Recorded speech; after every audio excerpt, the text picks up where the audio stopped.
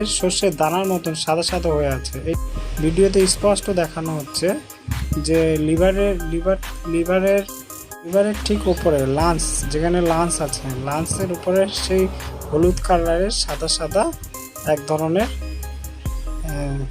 ধরনের শস্যের দানার মতন সাদা সাদা দেখা যাচ্ছে। এটার তো আসল কথা হলো যে বুডার নিউমোনিয়া হলে ট্রিটমেন্ট কিভাবে করব, ট্রিটমেন্ট কি করা যায়, তার বিজ্ঞপ্ত আমি ভিডিওতে খুলে বলবো, আপনারা অবশ্যই সাথে থাকবেন।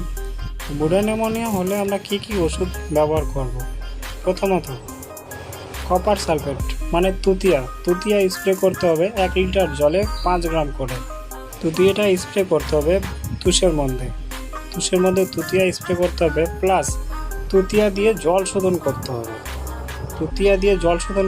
1000 বাচ্চাতে 25 গ্রাম করে দিয়ে জল শোধন করতে হবে। আর একটা